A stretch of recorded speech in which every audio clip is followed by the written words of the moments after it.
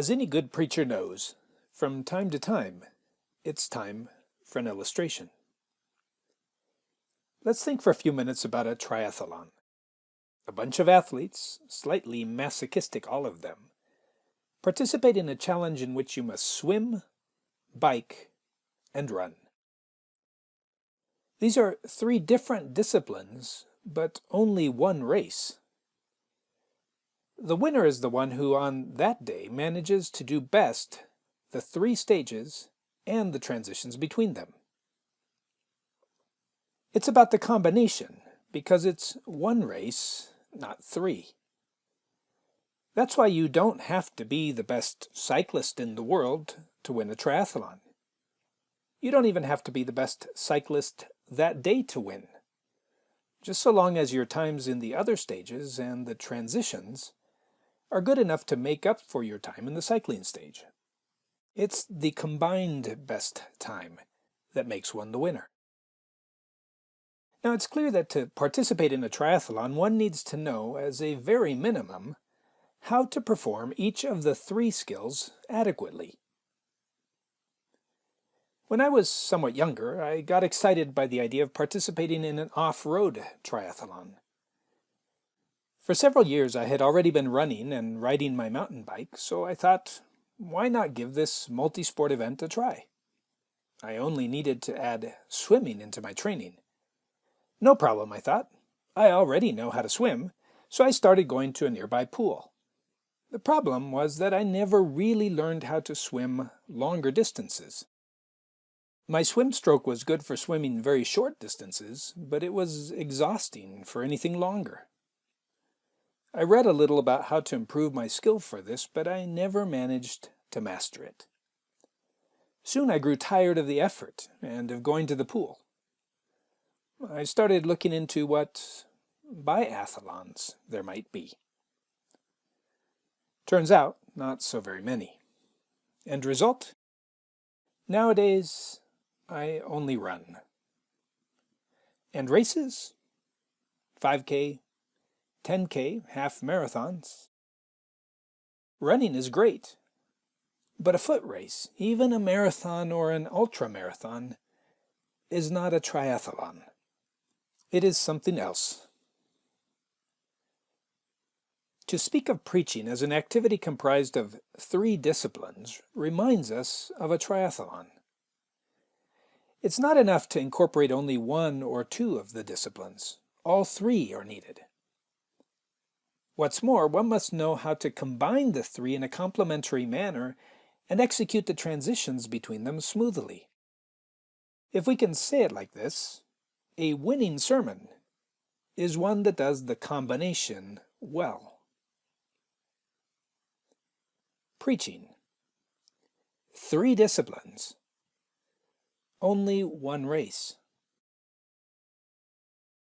First, we have the exegesis stage. This is followed by the hermeneutics stage. It finishes with the homiletics stage. To complete the race, you have to complete each stage.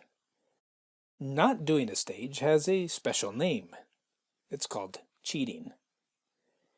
And if in a triathlon you're caught skipping a stage, you're disqualified. We should think of preaching in the same way. Standing behind a pulpit without having adequately performed one of the three disciplines is cheating. But let's expand on our metaphor a little further, applying it to a weekly process of sermon preparation. In a triathlon, there are not only stages, but each stage will have segments with their own peculiar characteristics that will vary according to the terrain over which a given race is done. For instance, there might be, both for the cycling and running stages, level segments or segments with strong gradients. That's why in a particular race, one segment might be harder than another, and according to the fitness and training level of an athlete, he or she could gain or lose time with respect to the other competitors. Therefore, being a superior athlete is not just a matter of knowing how to run, but, for example, having the conditioning necessary to be able to climb a hill without giving the entire race away. Likewise, in our practical distribution of the work that needs to be done each week, we can also identify segments.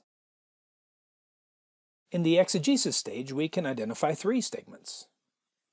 The context segment we do on Monday. Tuesday, we complete the content segment. Wednesday, it's time for the structure segment.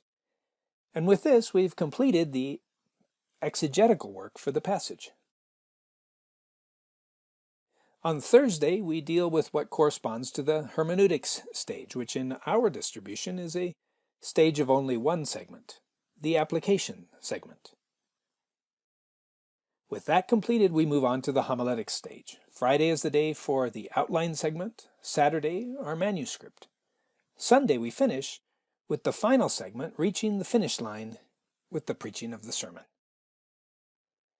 And just as happens in a triathlon, in preaching one also needs to know how to execute well the transitions between disciplines. In order for a sermon to be excellent, there must be a logical and harmonious relationship between the different stages of preparation. It will be of little value, for example, to have made a terrific hermeneutical effort if, following on from that, our homiletical development takes us down rabbit holes that had nothing to do with the applications we identified in our passage. Finally, we might do well to point out that the best athletes don't tend to think of their races as single event affairs. They think about the season as a whole. They choose a series of races and organize themselves in such a way so as to be prepared for each one in the best condition possible. The same could be said of good preaching. Planning out the entirety of a series and engaging in initial preparatory overview study can significantly improve and speed up all of our subsequent week-by-week preparation. Good preaching. 3 disciplines, only 1 race. Because preaching is a triathlon.